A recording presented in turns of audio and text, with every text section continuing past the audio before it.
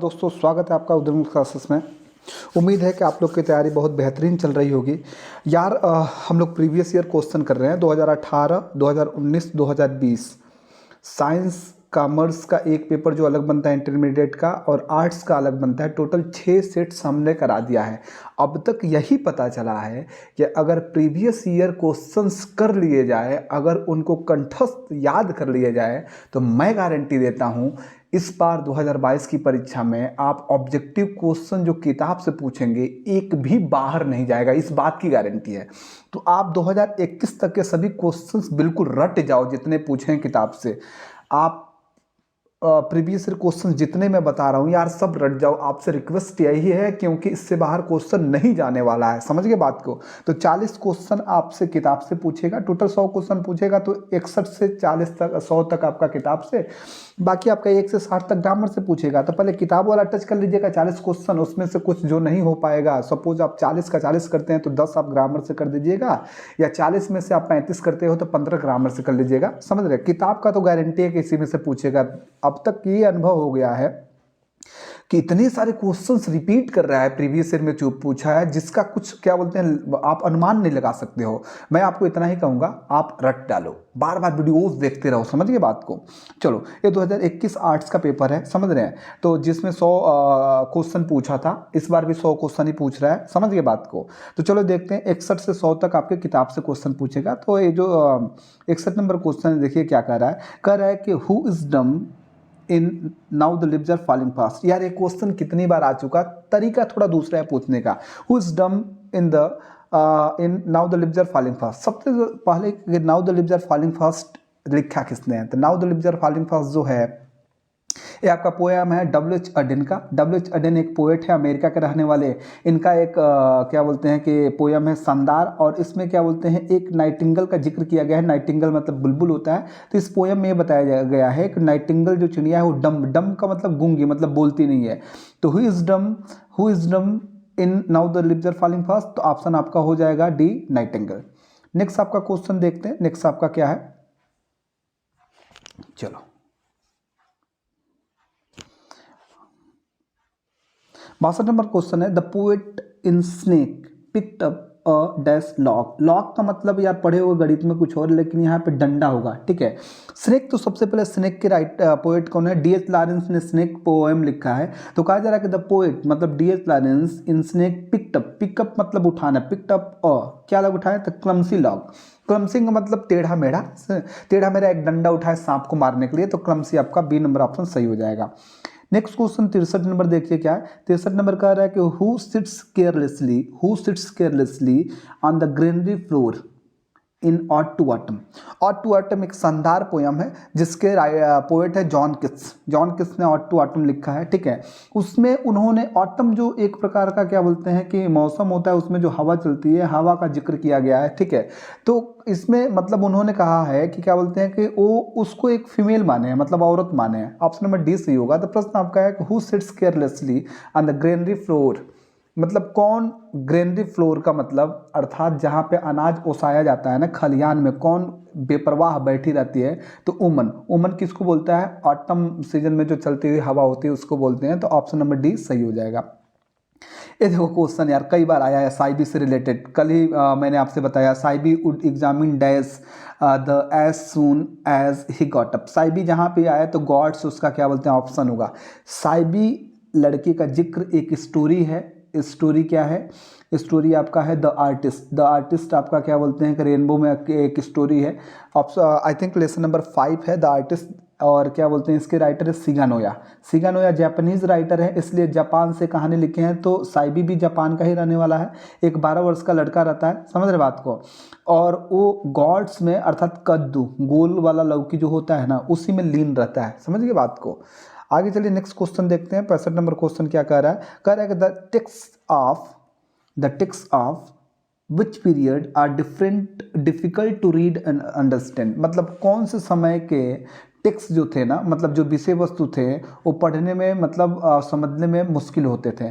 तो ऑब्वियस सी बात है यार, जो ओल्ड इंग्लिश शुरुआती में जो अंग्रेजी था, आप ओल्ड इंग्लिश पढ़ोगे ना, देखो दाऊ दिया है, दाई दिया है, ऐसे ऐसे आपके वर्ड्स यूज किया है ना, जिसको पढ़ने में बहुत ही परेशानी होता है। तो ऑप्शन नंबर आपका बी सही हो जाएगा। 66 नंबर क्वेश्चन देखिए कह रहा है क्या कि Langland and Chaucer belong to the dash period. कल ही लैंगलैंड आया था, विलियम लैंगलैंड, कल ही क्वेश्चन आया था, 2020 में पूछा है। तो लैंगलैंड, विलियम लैंगलैंड पूरा नाम है, तो लैंगलैंड एंड जेफरी चौसर पूरा नाम है। तो विलियम क्या बोलते हैं यहाँ पर, Langland and Chaucer belong to the कौन से पीरियड से, तो मिडिल पीरियड से बिलोंग करते हैं। मतलब 3 पीरियड है, old English, old period, old English हो गया, मिडिल इंग्लिश हो गया, मॉडर्न इंग्लिश हो गया। तो Langland and Chaucer belong to the middle English period, मध्यकालीन में लोग आते हैं। नेक्स्ट क्वेश्चन है, who wrote a passage to India. किसने अ पैसेज टू इंडिया लिखा है। It's very easy question. तो E.M. फॉस्टर एक राइटर हैं, बहुत ही शानदार क्या बोलते हैं कि रचना की है पैसेज टू इंडिया। ठीक है, अगर मौका मिलेगा तो पढ़िएगा। ठीक है, फिलहाल इसको याद करो यार, जो आने वाला एग्जाम है उसमें गारंटी पूछेगा ना इस प्रकार के क्वेश्चंस। नेक्स्ट क्वेश्चन देखते हैं, क्वेश्चन नंबर जो 68 है, 68 नंबर क्वेश्चन क्या कह रहा है कि spelling colour is used. Colour बोलते हैं ना, कॉलर छोड़ के बात करो। ठीक है, तो कॉलर जो स्पेलिंग है ना, अर्थात जो यहाँ पे स्पेलिंग दिया हुआ, शब्द दिया हुआ, यूज़ कहाँ किया जाता है, इंडियन इंग्लिश में, फ्रेंच में, ब्रिटिश में, या अमेरिकन में, कहाँ कॉलर का यूज़ किया जाता है। तो कॉलर जो आपका है ये ब्रिटिश इंग्लिश का शब्द है, ब्रिटिश इंग्लिश में यूज़ किया जाता है। ऑप्शन नंबर सी सही हो जाएगा। नेक्स्ट आपका क्वेश्चन है, क्वेश्चन नंबर 69 जो दिया हुआ है, कह रहा है कि India remains immovable and that is her glory. ये आपका दिया हुआ है इंडियन सिविलाइजेशन एंड कल्चर से, जिसके राइटर महात्मा गांधी, उसी से उठा के लाइन दिया है कि इंडिया रिमेन्स इमूवेबल। इमूवेबल का मतलब अचल, स्थिर। भारत अचल या स्थिर बना रहेगा, and that is her glory, यही उसका क्या है, शान है, शौकत है। हम लोग कंट्री के नाम को फीमेल मानते हैं, इसके लिए उसके साथ हर प्रीपोजिशन, हर सी से बनने वाले जितने भी होते हैं प्रोनाउन हम लोग यूज़ करते हैं। ठीक है, या एडजेक्टिव जो होते हैं। नेक्स्ट आपका है, the food in Indian villages, the food in Indian villages was served on dead leaves. मतलब कौन से पत्ते पे क्या बोलते हैं कि परोसे जाते थे, तो बनाना के पत्ते पे। एक क्या बोलते हैं कि आप रचना पढ़ोगे पर्ल एस्बेक की, इंडिया थ्रू ट्रेवलर्स आई। उन्होंने भारत की यात्रा की थी, पर्ल एस्बेक की एक रचना है इंडिया थ्रू ट्रेवलर्स आई। उसी में क्या बोलते हैं, भारत में आई तो उन्होंने क्या देखा कि फूड यहाँ पे खाना केले के पत्ते पे क्या बोलते हैं दिया जाते थे। अभी भी दक्षिणी भारत में जाओगे तो केले के पत्ते पे खिलाए जाते हैं। ठीक है, अच्छा है, नेचर को नुकसान उससे नहीं पहुंचता है। ठीक है, next the dash advised Benjy to keep hens. Benjy का नाम सुने हो, कई बार आ चुका है। बेंजी जो है एक करेक्टर है, एक लेसन है, द अर्थ। द अर्थ में बेंजी का जिक्र हुआ है, मेन करेक्टर यही है, हीरो यही है। ठीक है ना, इसके पिताजी का नाम जॉनसन्स है। बेंजी पागल रहता है तो इसके पिताजी ले जाते हैं डॉक्टर के पास दिखाने के लिए। तो डॉक्टर कहता है कि ऐसा है ना कि इसको क्या बोलते हैं कि मुर्गी, हेंस मतलब अब ला के दे दो, उसी में व्यस्त रहेगा, धीरे धीरे खेलता रहेगा, इसका दिमाग क्या बोलते हैं काम करना शुरू कर देगा। तो यहाँ पर डॉक्टर ऑप्शन जो दिया है सही हो जाएगा, डी वाला। The doctor advised Benjy to keep hens. Doctor ने एडवाइस किया बेंजी को कि मुर्गियाँ रखें। नेक्स्ट है 72 नंबर जो क्वेश्चन है कि a woman has to observe various customs and rituals. एक औरत को अनेक प्रकार के कस्टम्स और रिचुअल्स, रीति रिवाजों का क्या बोलते हैं पालन करना पड़ता है। ड्यूरिंग, कब, ड्यूरिंग प्रेगनेंसी के दौरान, जब वो प्रेग्नेंट होती है। तो ये लाइन लिया गया है अ चाइल्ड इज बर्न से, जिसके राइटर आपका जर्मेन ग्रियर है, लेसन नंबर 7 है। ठीक है ना, अ चाइल्ड इज बर्न से लाइन लिया गया है। नेक्स्ट आपका है कि इन द पोएम स्नेक, देखिए स्नेक का फिर से आ गया, Lawrence exalts the value of dash life. Exalts का मतलब प्रशंसा करना, D.H. लॉरेंस इसके पोएट हैं स्नेक के। तो कहा जा रहा है कि स्नेक पोएम में लॉरेंस प्रशंसा करते हैं किसके गुणों को, तो the values of primitive life. Primitive मतलब प्राचीन जीवन का जो वैल्यू है ना, उससे कोई बोलते हैं ना पुराना विचार का है, तो प्रिमिटिव लाइफ के क्या बोलते हैं जीवन के वैल्यूओं की प्रशंसा करते हैं स्नेक, जो इनका एक कविता है। नेक्स्ट 73 नंबर क्वेश्चन हो गया। 74 नंबर क्वेश्चन देखते हैं इसमें क्या पूछा है। 74 नंबर क्वेश्चन में 74 नंबर क्वेश्चन कह रहा है, देखो स्नेक्स से वही पूछ रहा है ना, स्नेक्स का एक बार और जिक्र किया गया। स्नेक्स पर seen among dash in my grandmother's house. कल ही क्वेश्चन पूछा था, 2020 का हूबहू क्वेश्चन लड़ा है। सबसे पहले तो माई ग्रैंड मदर्स हाउस कमला दास का एक पोएम है, ये याद रखो। ठीक है, कमला दास एक भारतीय पोएट है। ठीक है ना, पोएटेस है, केरल में जन्म हुआ था उनका। अब यहाँ पे क्या बोलते हैं कि इसकी स्टोरी क्या है कि जब वो छोटी थी तो अपने दादी माँ के साथ रहती थी। जब बड़ी हुई तो वो घर छोड़ के दूर चली गई। उनकी दादी माँ की भी मृत्यु हो गई। अब बहुत दिनों के बाद से, कई वर्षों के बाद से जब उस घर में आई तो उस घर में कोई नहीं रह रहा था। बहुत वर्षों के बाद आई तो क्या देखी कि वहाँ पे जो किताब रखे हुए थे उन किताबों में सांप चल रहे थे, इधर उधर भाग रहे थे। तो snakes were seen among books in my grandmother's house, option number B सही हो जाएगा। 75 नंबर क्वेश्चन देखिए क्या कह रहा है कि who wanted to kill the snake, snake को कौन मरना चाहता है। तो स्नेक जो कविता है ना, जिसके राइट पोएट है डीएच लॉरेंस। तो डीएच लॉरेंस ही ना क्लमसी लॉन्ग, अभी आया था एक प्रश्न के क्लमसी लॉन्ग एक टेढ़ा मेढ़ा डंडा उठा के मारे, तो यहाँ पे हो जाएगा द पोएट। पोएट आपके हैं डीएच लॉरेंस। डीएच लॉरेंस ही क्या बोलते हैं कि उनके साथ ही घटना घटा, उसी को बताएं। तो who wanted to kill the snake, सांप को कौन मारना चाहता था, तो डीएच लॉरेंस मारना चाहते थे, अर्थात द पोएट। 76 नंबर क्वेश्चन है कि who wrote Hyperion and Endymion, Hyperion और एंडेमियन किसने लिखा है। तो हाइपेरियन और एंडेमियन जॉन किस की रचना है, ठीक है। नेक्स्ट है 77, according to Bertrand Russell, according to Bertrand Russell dash die in large numbers in winter. अब सबसे पहले कि बर्ट्रैंड रसेल लिखे क्या है। द बर्ट्रैंड रसेल की एक शानदार सी क्या मतलब रचना है जिसका नाम है ideas that have helped Mankind. Ideas that have helped Mankind क्या बोलते हैं, बर्ट्रैंड रसेल लिखे हैं कि विचार जो विचार मनुष्य को आगे बढ़ने में सहायता की है, उसी में बताए हैं कि according to Bertrand Russell, Bertrand Russell ने क्या बताया है कि birds die in large numbers in winter, कि चिड़ियाएँ बहुत बड़ी संख्या में ठंडी में क्या होती हैं, मर जाती हैं। भाई रहने के लिए उनके पास सुरक्षित जगह नहीं होता है, ठंडा लगता है, मर जाती हैं। 78 कह रहा है कि dash were satisfied with home rule, same to same question पूछा है, कल ही आया था यार, कि our ancestors were satisfied with true home rule. Indian civilisation culture से लिया गया है, जिसका राइटर है महात्मा गांधी। नेक्स्ट है आपका 79 नंबर कि I soar to save fire from the scene of forgetfulness. जहाँ भी फायर का जिक्र आए ना, वो फायर हिम से लिया गया है, ठीक है, वो फायर हिम से लिया गया है, जिसके पोएट है केकीएन दारूवाला। केकीएन दारूवाला ने इसको लिखा है। तो I soar to save fire from the scene of forgetfulness, ये आपका फायर हिम से लिया गया है, जिसके पोएट हैं केकीएन दारूवाला। नेक्स्ट आपका 79 हो गया। 80 नंबर हम लोग क्वेश्चन देखते हैं क्या पूछ रहा है। कह रहा है 80 नंबर क्वेश्चन कि Walt Whitman worked as a volunteer nurse. Volunteer का मतलब एक ऐसा कार्यकर्ता जो इच्छा से काम करे, जिसको पैसा नहीं दिया जाता है, उसी को वॉलंटियर बोलते हैं, ठीक है। जैसे आपके यहाँ जैसे किसी प्रकार का कोई फंक्शन हो रहा है, खास तौर से मान लीजिए मूर्ति वगैरह जो रखा जाता है दशहरा वगैरह में, तो बोलते हैं जो वॉलंटियर से आ जाए, उसमें किसी को पैसा नहीं दिया जा सकता, सब कोई स्वेच्छा से काम करता है, डैट इज कॉल्ड वॉलंटियर, ठीक है। तो कहा जा रहा है यहाँ पे कि Walt Whitman worked as a volunteer nurse in the civil war. अब सबसे पहले वाल्ट विटमैन लिखे क्या है। तो वाल्ट विटमैन की कविता है बड़ी शानदार, song of my self. Song of my self इनकी कविता है। और वाल्ट विटमैन अमेरिका के रहने वाले थे। तो अमेरिका में जब सिविल वार हुआ ना, गृह युद्ध हुआ, तो उसी में उन्होंने वॉलंटियर नर्स, मतलब वो अपनी इच्छा से नर्स के रूप में काम किए थे, लोगों की सहायता कर रहे थे। नेक्स्ट आपका क्वेश्चन है क्वेश्चन नंबर 81 कह रहा है कि the more we indulge in our passions the more unbridled they become. ये बड़ा ही शानदार लाइन है। इसमें कहा जा रहा है कि the more we indulge in our passions, जितनी ज़्यादा हम अपनी इच्छाओं में घुल मिल जाते हैं, the more unbridled they become, उतनी ज़्यादा हमारी इच्छाएं अनियंत्रित बन जाती हैं। हम लोग अगर अपनी इच्छाओं में खोएंगे तो हमारी इच्छाएं अनियंत्रित बन जाती हैं। इस टेकन फ्रॉम, ये कहाँ से लिया गया है। तो भैया ये इंडियन सिविलाइजेशन कल्चर से लिया गया है, जिसके राइटर है महात्मा गांधी। पहला ही लेसन है, समझ गए। नेक्स्ट से 82 नंबर कह रहा है कि the mother in a pinch of snuff was waiting at the dash for her brother. देखो, पिंच ऑफ स्नफ एक बहुत ही शानदार रचना है। इसके जो राइटर है मनोहर मालगुवानकर हैं। मनोहर मालगुवानकर इसको लिखे हैं। अब मनोहर मालगुवानकर की ये ऑटोबायोग्राफी है, मतलब इनके ऊपर जो घटना घटी उसी को लिखे हैं।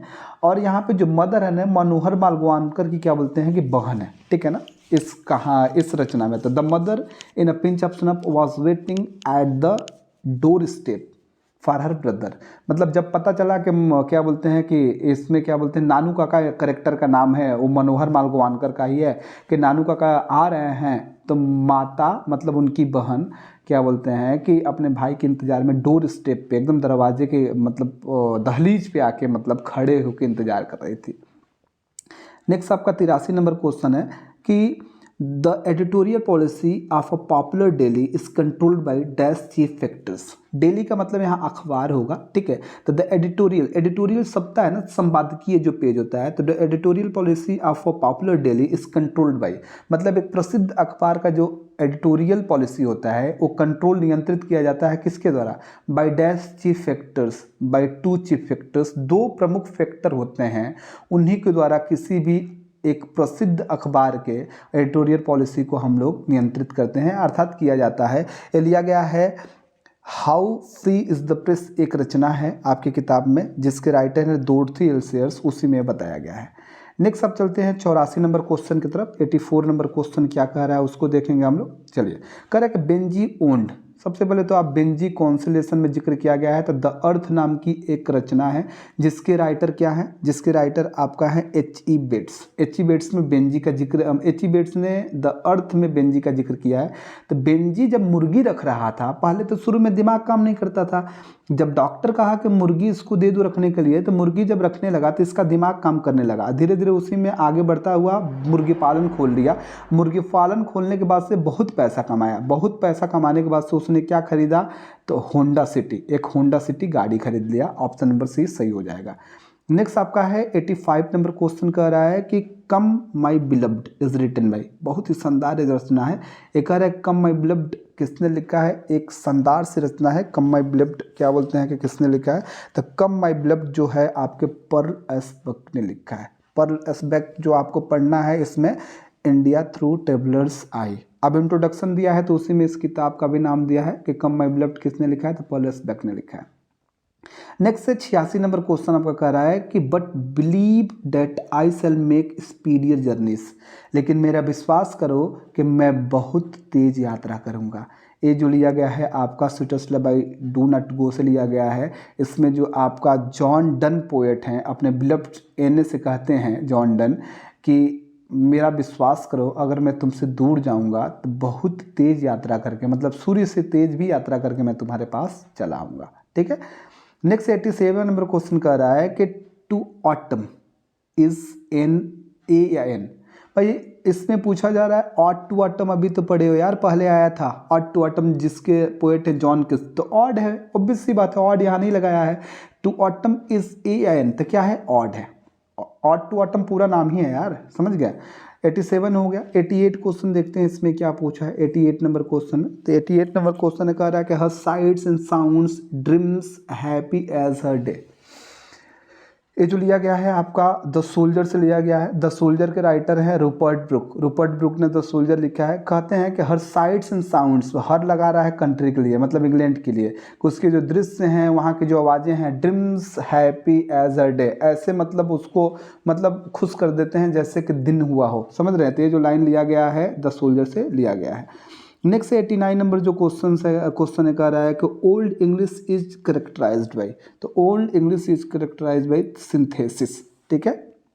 नेक्स्ट है today it is impossible to think and imagine a world without the, today आज it is impossible to think, या असंभव है सोचना, एंड इमेजिन और कल्पना करना, a world without printing machine, आज के समय में एक प्रिंटिंग मशीन के बिना एक दुनिया की कल्पना नहीं कर सकते हैं, ठीक है। नेक्स्ट कह रहा है कि 18th century is known as, 18th century कैसे जाना जाता है, तो 18th सेंचुरी अगस्टन एज के रूप में जाना जाता है, ठीक है। 92 नंबर क्वेश्चन देखते हैं क्या कह रहा है। तो 92 नंबर क्वेश्चन कह रहा है कि 92 नंबर क्वेश्चन कह रहा है कि Oliver Goldsmith emphasised on the purity of, emphasise का मतलब जोर देना। ओलिवर गोल्ड स्मिथ एक राइटर हैं बड़ी ही शानदार, तो Oliver Goldsmith emphasised on the purity of village life, वो विलेज लाइफ की प्योरिटी पे क्या करते हैं, जोर डालते हैं ओलिवर गोल्ड स्मिथ।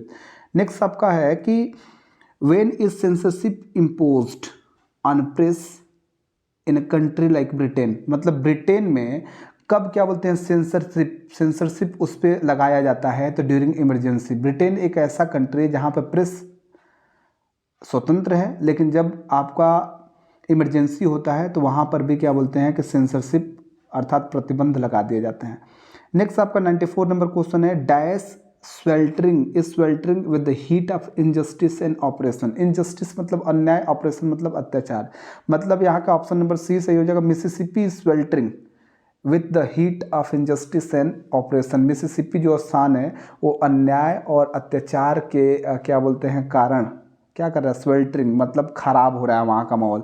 ये आपका लिया गया है आई हैव अ ड्रीम से, जिसके राइटर है मार्टिन लूथर किंग जूनियर। ठीक है, नेक्स्ट आपका 95 नंबर क्वेश्चन है, Lomov and dash are quarrelling for the ox meadows. Lomov and Natalia are quarrelling for the ox meadows. ये आपका लिया गया है मैरिज प्रपोजल से, जिसके राइटर हैं एंटोन चेक्यो। नेक्स्ट आपका है the type of gods that appealed to साइबी। आ गया ना साइबी फिर से, द आर्टिस्ट से लिया गया है।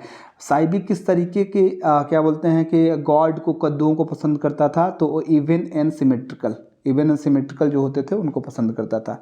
97 नंबर क्वेश्चन क्या है देखिए, कह रहा है कि according to T S. Eliot Macavity is an AI।